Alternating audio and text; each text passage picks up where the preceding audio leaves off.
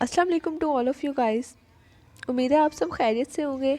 आज हम पढ़ेंगे एटमॉस्फेयर के बारे में कि इन एटमॉस्फेयर होता क्या है, इसकी लेयर्स कितनी होती हैं और इसके अंदर कौन कौन से मॉलिक्यूल्स मौजूद होते हैं। So let's start.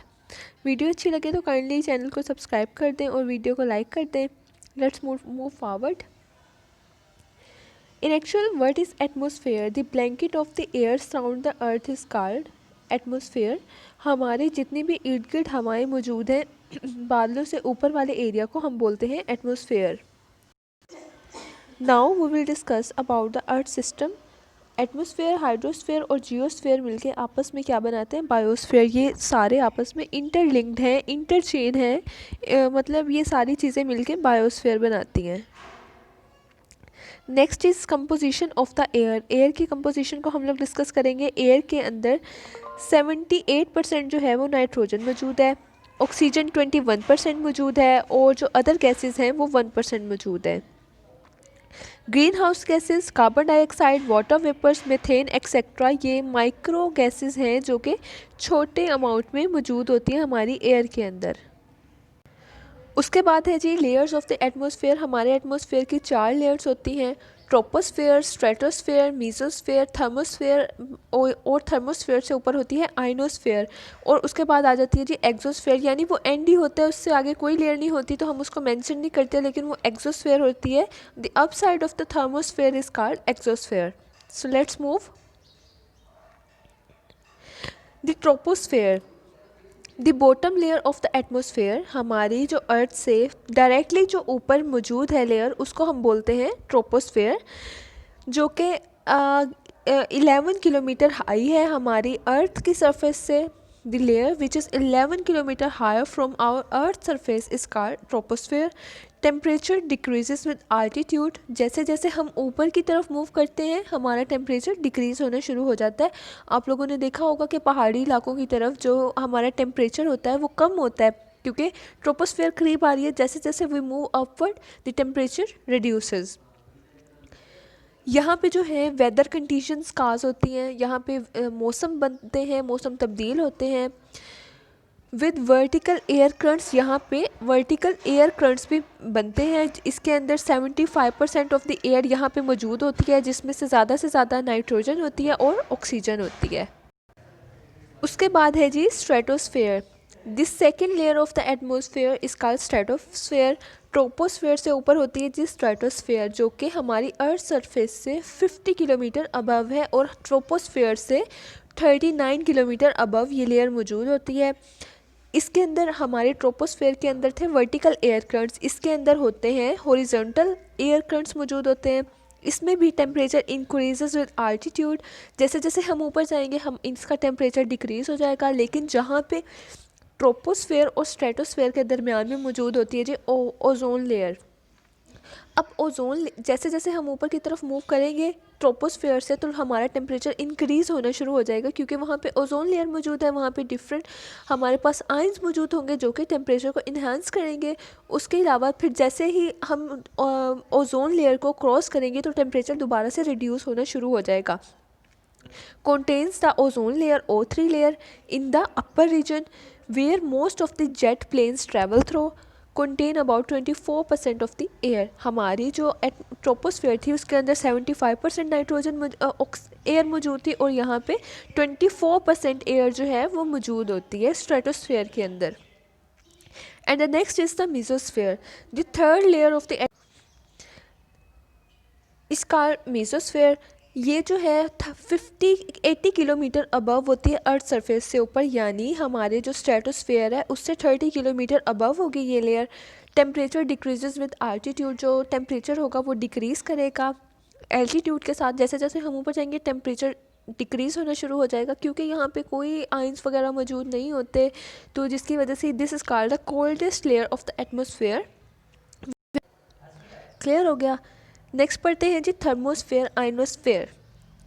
The fourth layer of the atmosphere is called thermosphere. ये जो है 1000 किलोमीटर अबव होती है हमारी अर्थ सरफेस से और ये हॉटेस्ट लेयर कहलाती है, क्योंकि यहाँ पे पॉजिटिव और नेगेटिव आयंस मौजूद होते हैं जो कि हमारी सन रेडिएशंस को ऑब्जॉर्व करते हैं और प्रोटेक्ट करते हैं हमारी अर्थ को, ताकि जो है वो हमारे जो साइड इफ़ेक्ट होते हैं रेडिएशंस के, यूवी रेडिएशंस के, वो अर्थ के ऊपर कास्ट ना हो और हमारी स्किन को प्रोटेक्ट करें। टेम्परेचर इंक्रीजेज विद आल्टीट्यूड, जैसे जैसे हम ऊपर जाते हैं टेम्परेचर इंक्रीज़ होना शुरू हो जाता है।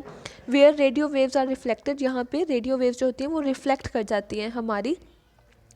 यहाँ पे जब आयनोस्फेयर के अंदर मीजोस्फेयर और थर्मोस्फेयर के दरमियान जो मौजूद है वो आयनोस्फेयर है, जैसे जैसे हम मीजोस्फेयर से जाना शुरू करते हैं तो हमारे जो टेम्परेचर है वो इंक्रीज़ होना शुरू हो जाता है, क्योंकि वहाँ पे पॉजिटिव और नेगेटिव आयंस मौजूद होते हैं जिसकी वजह से रिएक्शन होते हैं और टेम्परेचर इंक्रीज़ कर जाता है। लेकिन फिर जैसे ही हम आयनोस्फेयर को क्रॉस करके थर्मोस्फेयर की तरफ मूव करने करते हैं तो हमारा जो टेम्परेचर है वो डिक्रीज़ होना स्टार्ट हो जाता है और फिर एंड में जाके एग्जोस्फेयर, फिर आगे तो कोई लेयर ही नहीं है, जो हमारा एटमॉस्फेयर है वो एंड हो जाता है और फिर आगे हमारी जो गैलेक्सीज स्टार्ट हो जाती है एग्जोस्फेयर से आगे।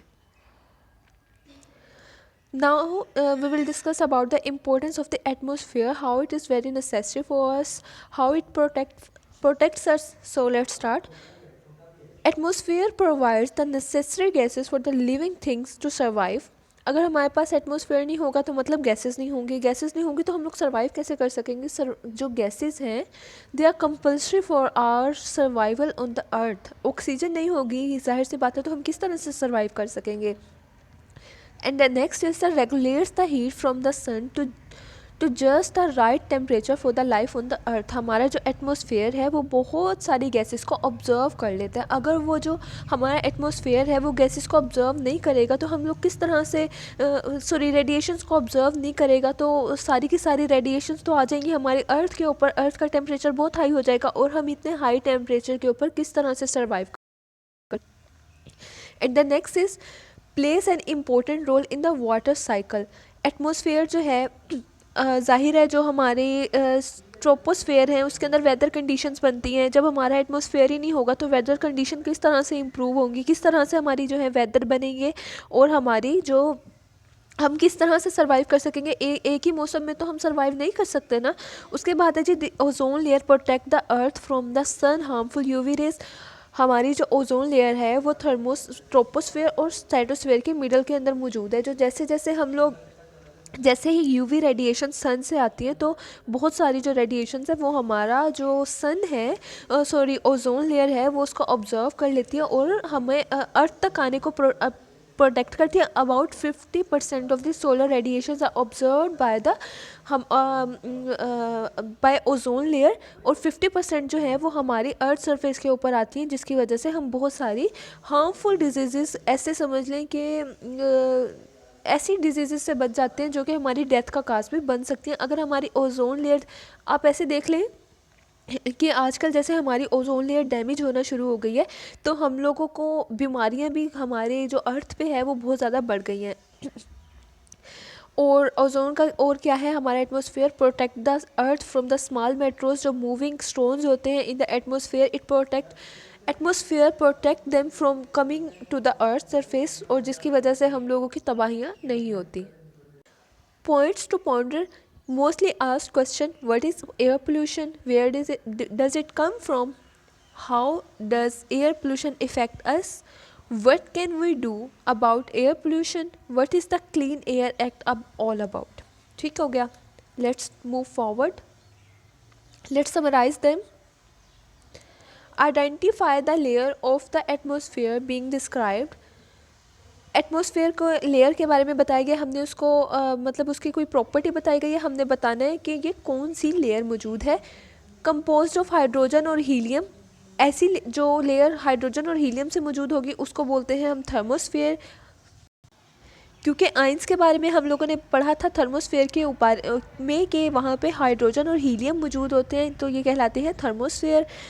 Mostly affected by the air pollution, air pollution से कौन सी लेयर ज़्यादा से ज़्यादा इफेक्ट होती है, तो जाहिर है बॉटम लेयर ही होगी ना, जो अर्थ के सबसे करीब होगी, तो वो होगी ट्रोपोस्फेयर।